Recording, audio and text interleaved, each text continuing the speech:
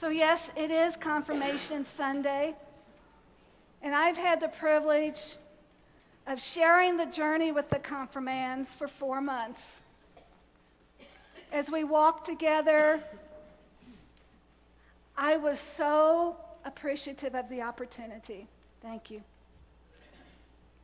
But to get to know them, to get to hear their stories, and yes, to learn from them.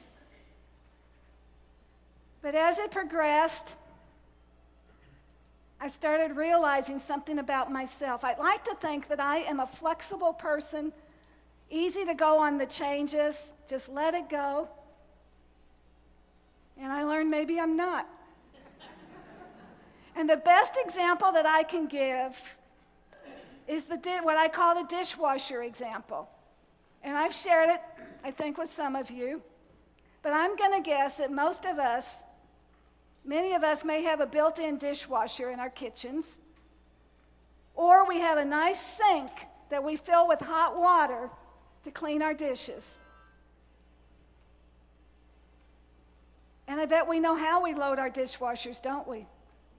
Do you rinse the dishes first? Do you just put them in? Where do you put the plates in? What about the silverware? Does it go up or does it face down?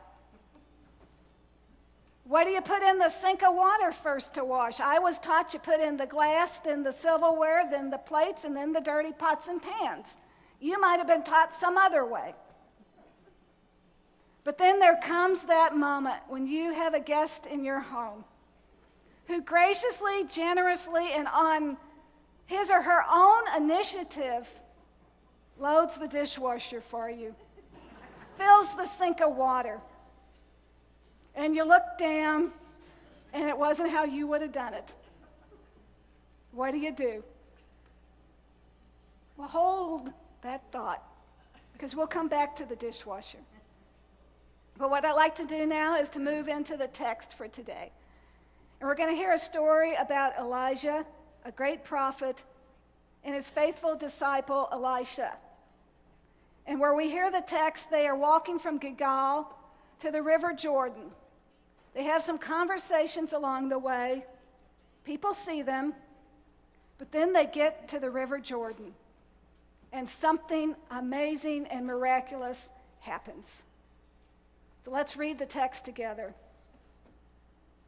Now, when the Lord was about to take Elijah up to heaven by a whirlwind, Elijah and Elisha were on their way from Gilgal.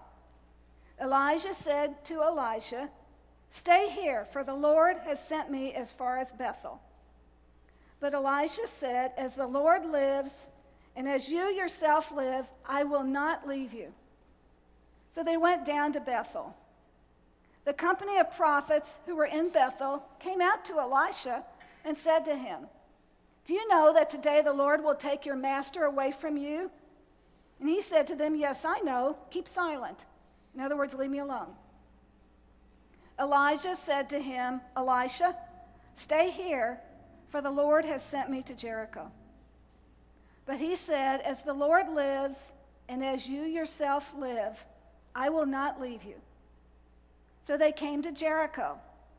The company of prophets who were at Jericho drew near to Elisha and said to him, "Do you know that today the Lord will take your master away from you?" And he answered, "Yes, I know. Be silent." Then Elijah said to him, "Stay here, for the Lord has sent me to the Jordan." But Elisha said, "As the Lord lives and as you yourself live, I will not leave you." So the two of them went on. 50 men of the company of prophets also went and stood at some distance from them as they were both standing by the Jordan. So did you hear that? 3 times Elijah told Elisha to stay back. And 3 times Elisha said, "No, I will follow you." So then Elijah took his mantle and rolled it up and struck the water. The water was parted to the one side and to the other until the two of them crossed on dry ground. Now, the mantle is a prominent piece of the story. It's an article of clothing. It can be symbolic of authority. He takes it off, touches the water, and it parts. So they can walk across on dry ground. Now, that's not the first time we've heard stories of water being parted. We've got the Israelites fleeing from the Egyptians. We have the Ark of the Covenant crossing the river, where as they stepped in, the water parted so they could go on dry ground. So when they had crossed, Elijah said to Elisha, "Tell me what I may do for you before I am taken from you." Elisha said, "Please let me inherit a double share of your spirit." Elijah responded, "You have asked a hard thing. Yet if you see me as I am being taken from you, it will be granted you. If not, it will not." As they continued walking and talking, a chariot of fire and horses of fire separated the two of them. And Elijah ascended in a whirlwind into heaven. Elijah kept watching and crying out, "Father, Father, the chariots of Israel and its horsemen." But when he could no longer see him, he grasped his own clothes and tore them in two pieces. Elisha knew that something was going to happen. But in the finality of that moment, he grieved and tore his clothes. Elijah picked up the mantle of Elijah that had fallen from him and went back and stood on the bank of the Jordan. He took the mantle of Elijah that had fallen from him and struck the water, saying, "Where is the Lord, the God of Elijah?" When he had struck the water was parted to one side and to the other, and Elijah went over. The simple act of picking up the mantle of his teacher, of calling out to God, and then he too struck the water, and you know what happened? It parted. When the company of prophets who were at Jericho saw him at a distance, they declared, "The spirit of Elijah rests on Elisha." They came to meet him and bowed to the ground before him. So Elijah's spirit rested on Elisha, the next great prophet. Now, Elijah versus Elisha, it's hard enough to not get them confused verbally, as I'm trying to say both names in one sentence. But they're both important. And we may be more familiar with Elijah. But in the Bible, Elijah is credited with 7 miracles. Elisha, 14. I invite you to pick up after the service. You go home to read of all the miracles done by Elijah and Elisha. So the whirlwind swept up Elijah. And in Elisha's life, what came after the whirlwind was so important. That was the prophetic turning point in his life. And he became the great prophet. So today, on this time of confirmation,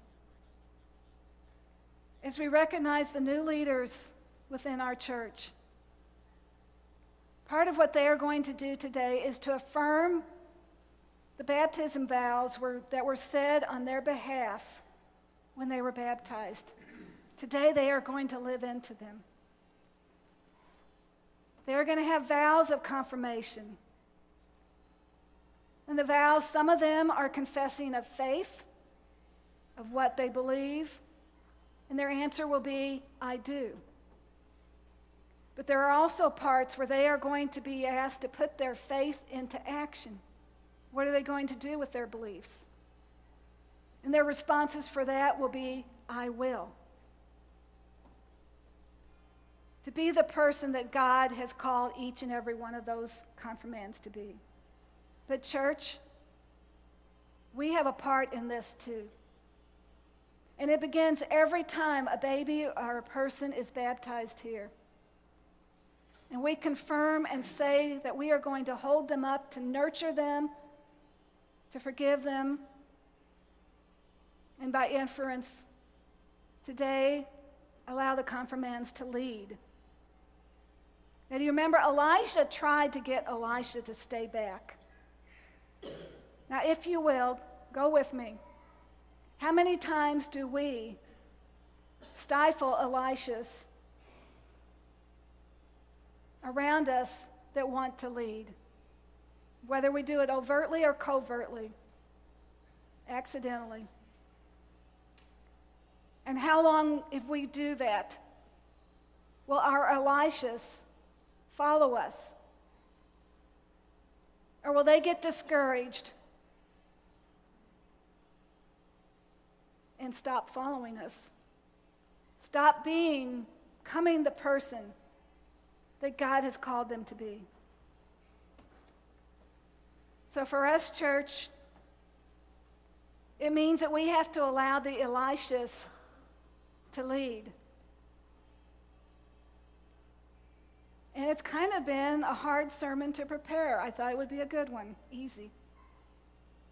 But I realized that I was wrestling myself with what it means to allow Elishas to lead, especially when we think we are still Elijahs. Now, I'm not anticipating a whirlwind anytime soon. But there are Elishas among us, with us, and being confirmed today. And while I can stand here and say what it means to pass the mantle, it's another thing to actually do it.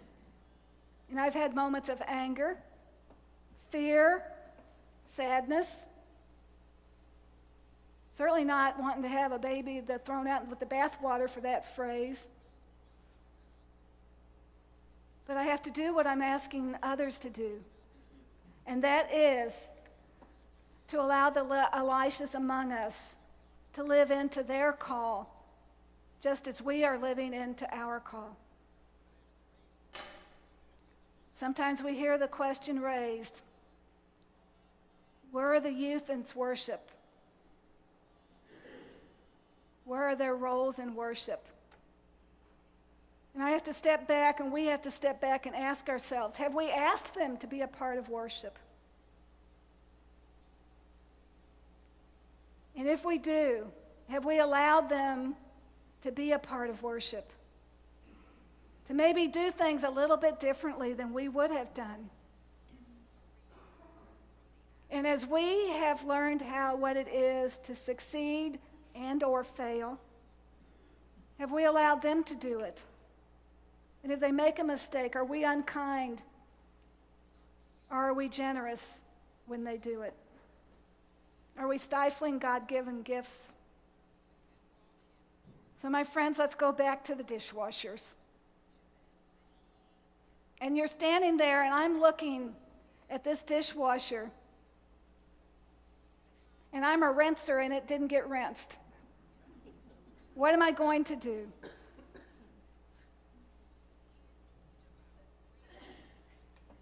I could change it, or I could let it go.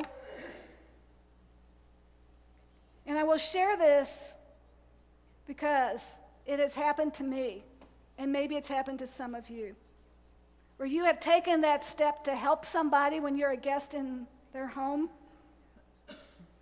I actually was told that I had done it the wrong way. You know what happened the next time I was in that house? And it's none of you. Nobody that goes to this church that you would even know. But you know what I did? I quit. If I was brave enough that I wasn't going to break what I was carrying, I would maybe carry stuff from the table to the kitchen counter. But I wasn't touching that dishwasher to save my soul. Do we do that when somebody tries and fails? What I have learned is the dishes are going to get washed whether they're rinsed or not. The silverware is going to be clean no matter whether I put it up or down. What's important is they reached out on their own initiative to help me. I should accept it, be grateful, and allow them the opportunity to serve. And church, that's what I'm preaching at us. Today we are honoring our youth through confirmation. We are honoring the steps that they are taking, but tomorrow and after this confirmation service is when the rubber hits the road. Because tomorrow, the next day, Sunday after Sunday, are we allowing them to experiment, to lead us, to be the new generation, the prophets? And I want you to know that at 11 o'clock when they are sitting here, I will be preaching at them too. Because their rubber needs to hit the road too, to put their vows into practice.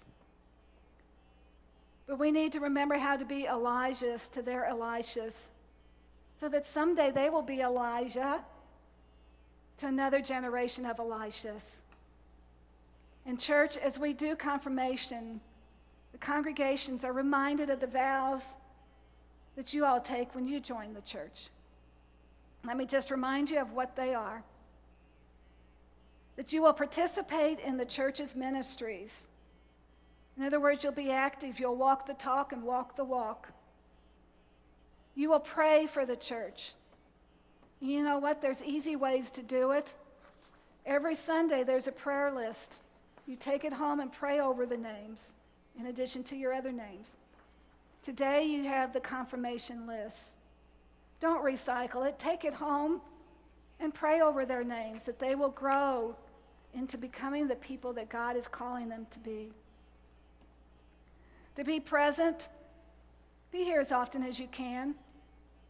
With your gifts, support the church financially. With your service, be active and involved. And we cannot forget your witness. To share your beliefs, to let your actions and your words be Jesus Christ to everyone that you meet. So for us, church, it's always got to be after the whirlwind.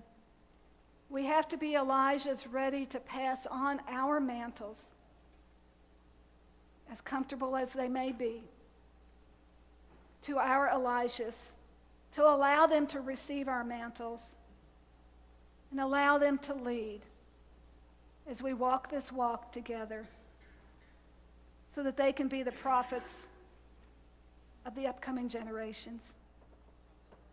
So again, I have walked and journeyed with your confirmands for 4 months. I have absolute faith in them, in their leadership. We are safe in passing the mantle to them. With God's help, they will become the great leaders of our church. They will move us to be the church that we need to be. God knows we need them. God knows they can do it. And I know that you can do it too, church. Amen.